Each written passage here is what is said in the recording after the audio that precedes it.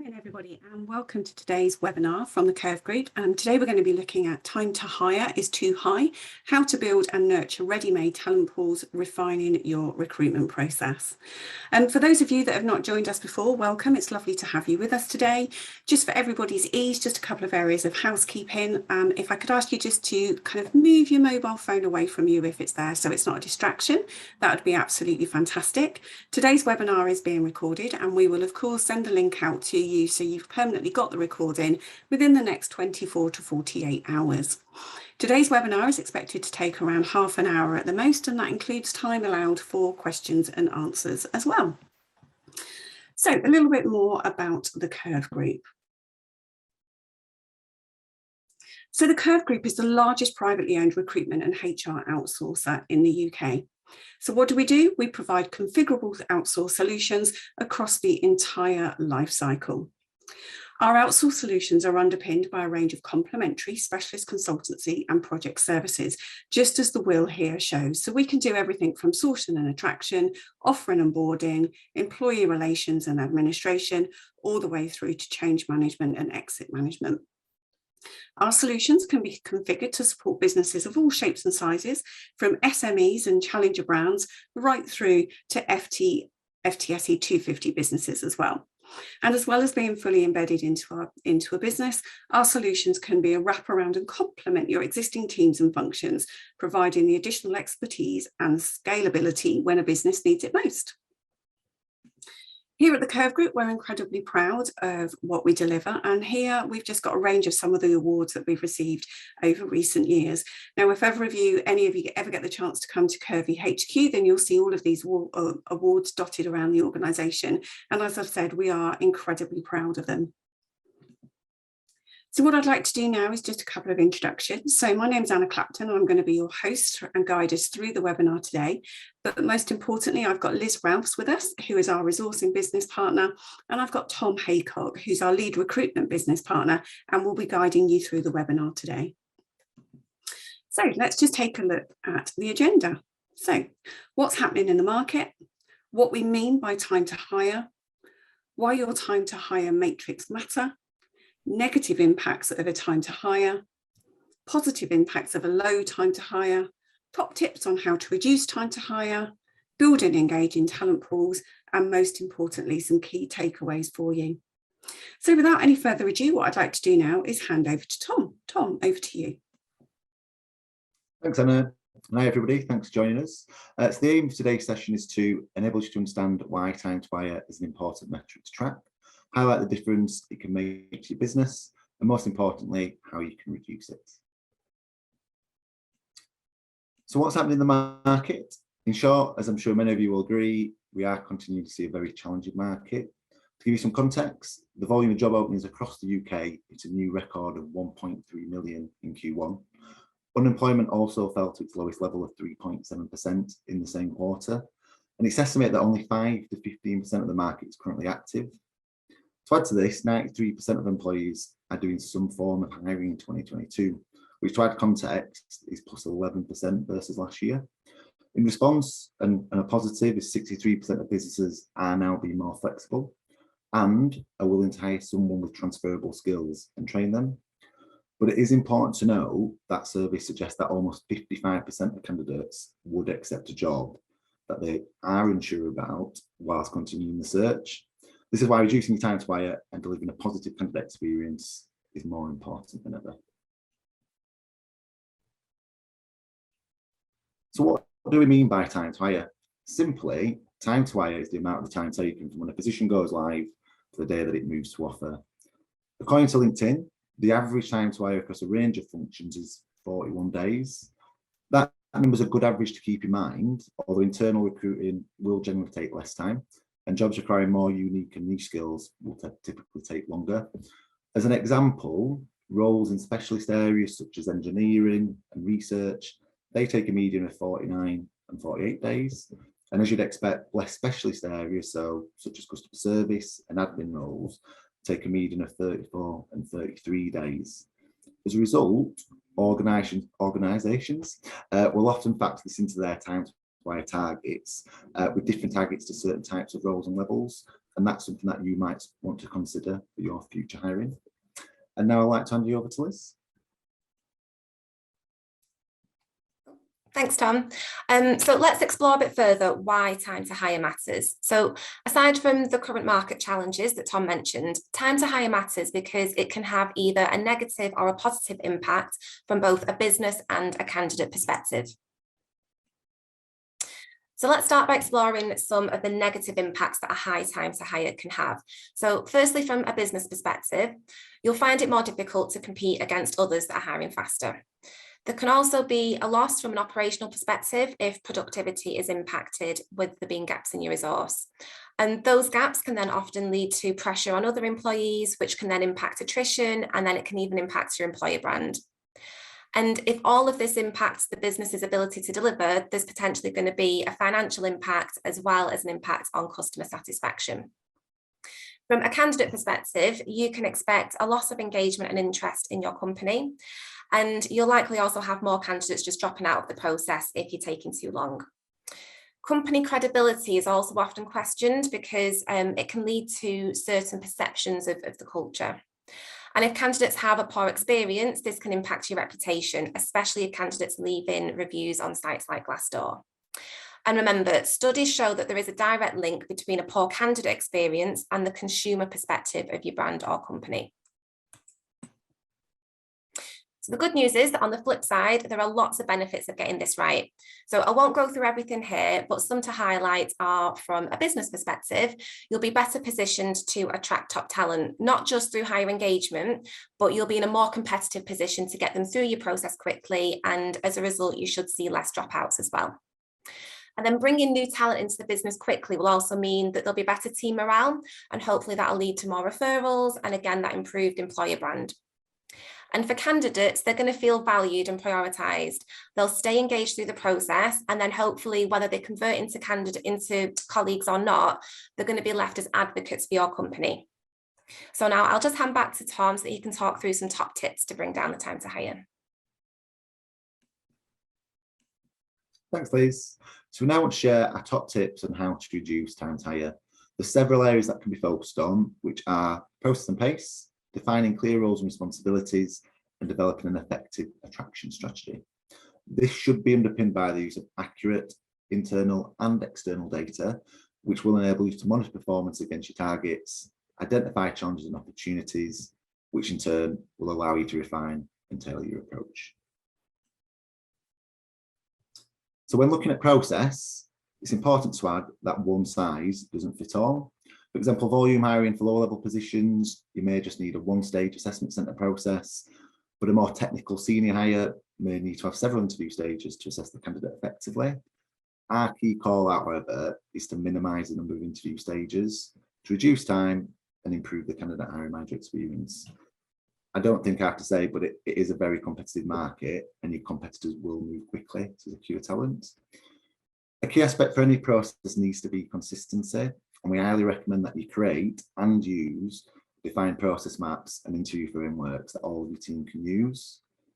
By applying a consistent process, your talent acquisition team and wider stakeholders, including hiring managers, can collectively drive down your time to hire.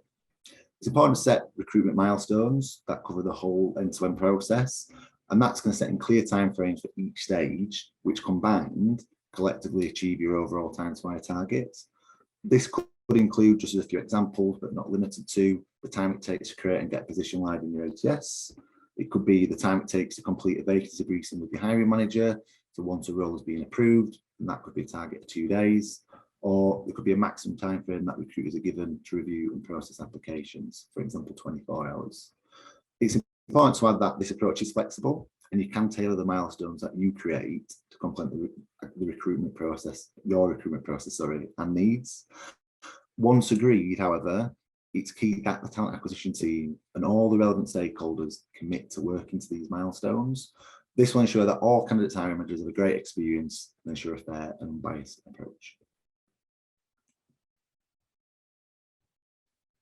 So roles and responsibilities. Setting clear roles and responsibilities for both the TA team and the hiring community create a culture of shared responsibility, ownership and accountability. As mentioned before, specific talent acquisition and hiring manager responsibilities can be defined for each recruitment milestone. It's important to add as well that there are several critical success factors for this. So we've just highlighted it here, but the first one's sponsorship. We strongly advise that you work collaboratively with your SLTs in creating and agreeing to your time to hire targets and milestones. This will encourage commitment and sponsorship from your leadership across the business. Education is another one. So giving a clear rationale of what is required and by when. You could use vacancy briefing calls or training sessions to educate hiring managers and other relevant stakeholders. And that's just to make sure that everybody's roles and responsibilities are clear. Visibility is really key. And you need to provide regular transparency of time to hire performance and recruitment milestones to your wider team, the SLT and hiring managers. And the other one is collaboration. Work in partnership to keep the process moving, give prompt responses, be accessible, and it's obvious that everybody needs to be committed. And finally, the last one that we've got on here is demand planning. As you'll know, you need clarity and detail to understand what you need to hire.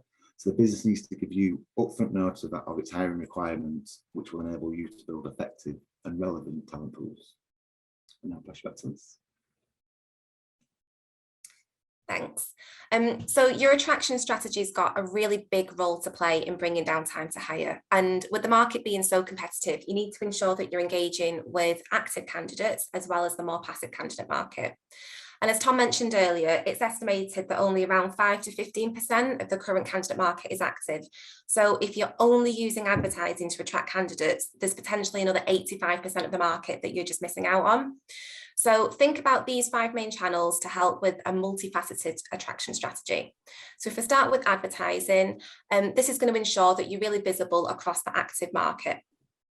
But think about whether you're using all the right channels when it comes to advertising. So are you advertising in the right places? Do you use a blend of regional and local job boards? Do you use specialist job boards as well as generalist? So there's lots of things to think about. Next, are you directly sourcing and headhunting on CV databases and on LinkedIn? So this is a great way to tap into that kind of semi-active market. So these are candidates that aren't actively applying for jobs, but they do have a profile out there and they can be found. Partnerships, including recruitment agencies, are a great channel for targeting those real kind of passive candidates. So candidates that need that real kind of proactive headhunting. This is really useful for if it's really specialist skills that you're looking for, if it's an exceptionally competitive market, or even if the search is confidential. Next up, referrals are a great way to maximise and leverage your existing colleagues' networks. And it's another great channel to tap into that passive market. Interestingly, research shows that referred candidates tend to be higher quality. They are more likely to both receive and accept an offer, stay at the job longer, and they tend to perform better in role. So that's another channel that you should be really exploring. And then the last channel is talent pooling, which we're going to explore in a bit more detail. And I think it's really important to call out that talent pools are a solution to your medium to long-term requirements, not necessarily going to be the best solution for roles that are in flight. And you need to proactively build those talent pools. You need to invest time in it to be effective. But done correctly, it is a great way to drive down your time to hire. So let's look at talent pooling a bit further. The best place to start is with a real clear understanding of your future hiring demand. So work with your business to capture the skills and capabilities that are going to be needed over the next 3 to 6 months. And if you can look longer term, then great. Then you'll need to prioritise what you want to go after, because you can't build talent pools for absolutely every vacancy possible. So think carefully about where it adds the most value. Is it going to be areas where there's likely going to be volume? Maybe it's especially niche roles where the time to hire has previously been quite high and you want to bring it down. Or there could be other drivers. So think about your business priorities and then align that to your talent pools. Think about what different sourcing channels can feed into the talent pool. So we'll cover that a bit more in a sec. And be sure to engage with your stakeholders to get their support. If they're able to meet with potential candidates, that's going to deliver even better results, because the candidates are going to feel really valued and hiring managers can see firsthand that there's that pipeline of talent. Commit to engaging on a regular basis. And finally, keep it simple and start small. So focusing your efforts in a real targeted way is going to be much more effective than just spreading yourself too thin. So we just want to touch on some of the different channels that can feed into your talent pool. This could be silver medalist candidates. It could be candidates that approached you, but you didn't have a role for them at that time. It could be talent that you're proactively trying to engage and build for future. It could be referrals that come through, or it could be people that you're meeting from networking events and career shows. So once they're in the talent pool, as we say, you need to think carefully about how you're going to keep that talent pool engaged. And when a role does come up, then they're really bought in and they're really excited to hear more. So some options are simple email distributions to stay connected and share business updates. If you are hosting any events, any talks, meetups, anything like that, be sure to promote those across your talent pool community. And as we already mentioned, try to encourage your stakeholders to meet with potential candidates. And that can be done virtually at the moment or face-to-face.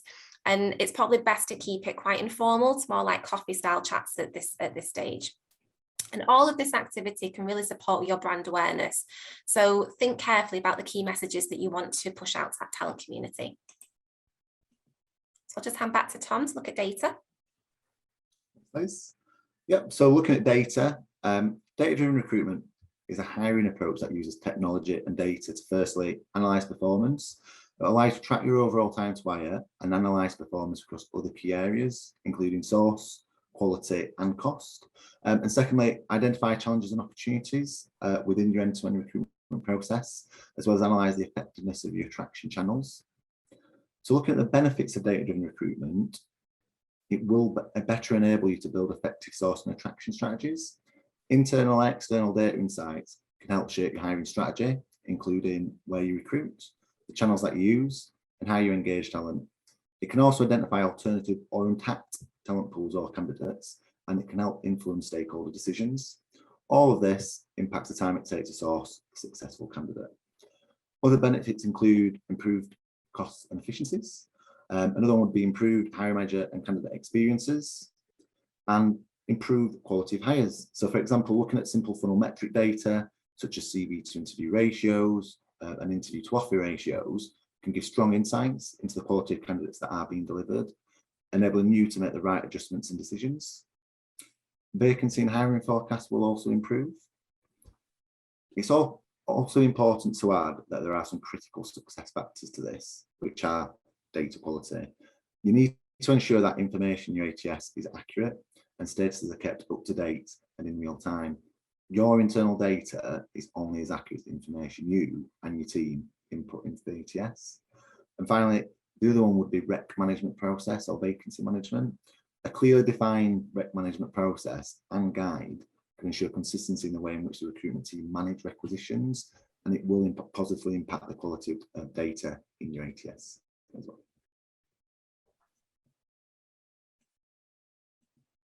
Thanks. So we wanted to bring to life an example of how we've utilised some of the approaches that we've shared in order to reduce time to hire for one of our clients. So this particular client operates in the financial services industry, and they operate customer services like contact centre sites where they faced a real high volume of attrition, and therefore they had a lot of recurring vacancies. So the previous RPO provider that was in place was failing to meet their hiring requirements. During our implementation process, we reviewed the end-to-end recruitment process and identified a number of opportunities to make improvements in order to increase successful fulfillment rates and reduce the time to hire. So some of the things that we did were we refreshed the attraction strategy. So we started to use social media to engage with talent and build visibility of their employer brand. We refreshed the screening process to ensure that the right candidates, the right quality of candidates were being progressed. And we implemented an assessment centre process, which enabled cohort-based hiring, which improved kind of scale and pace. And as a result of all of this, we improved the interview to offer ratio, which was 4:1. We improved that down to 2:1. And then the time to hire reduced from 20 days to 16 days. So we've shaved off almost a full week there.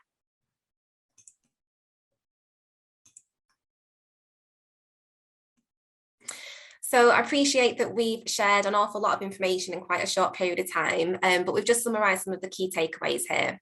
So there's lots of different factors that will help you drive down your time to hire. There's no one silver bullet solution, but by ensuring that you've got pace in your process, clear roles and responsibilities, that you're leveraging a range of attraction channels, especially building out effective talent pools, and you're consistently reviewing your recruitment data to help you iterate and adapt as you go, you'll be well on your way to bringing down the time to hire.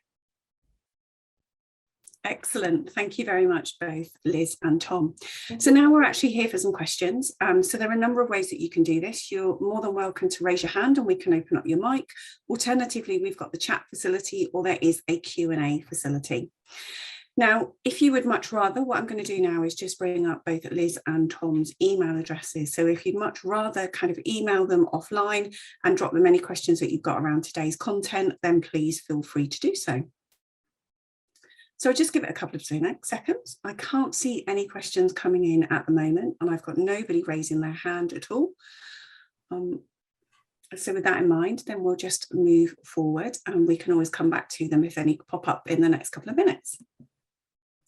So really, we are here for a helping hand. So the things that we can help you with range from recruitment process outsourcing, recruitment projects, and best practice recruitment techniques, as well as everything we talked about at the start of the webinar, which covers the entire employee life cycle.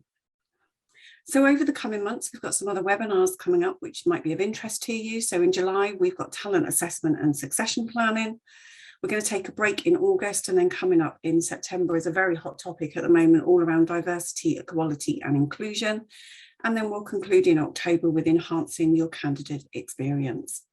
All of our previous webinars can be found at thecurvegroup.co.uk and the Insights page. Please do take a look and download any that may be of interest to you. And finally, all that's left to say on behalf of Liz, Tom and myself is thank you very much. It's been a pleasure having you on board with us this morning. If we can help you in any way, as you say, you've got the email addresses, the recording will come out to you. Please do feel free to reach out to us. Thank you very much and have a great rest of the day.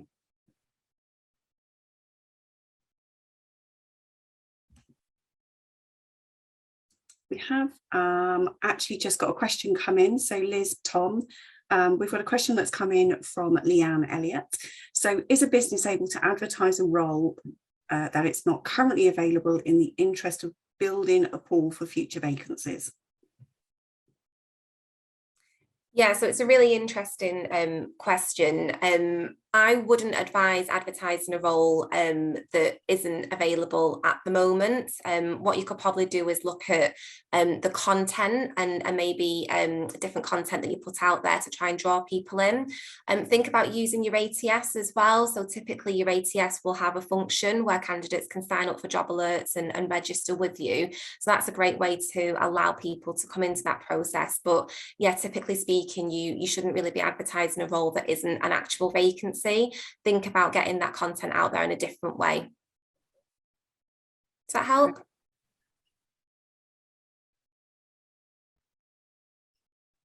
I think it does, yes. Yeah, we got a response back that says super thanks. So thank you very much, Liz. I can't see any other questions that have come through. So once again, thank you very much on behalf of the Curve Group. And we look forward to seeing you on one of our next webinars.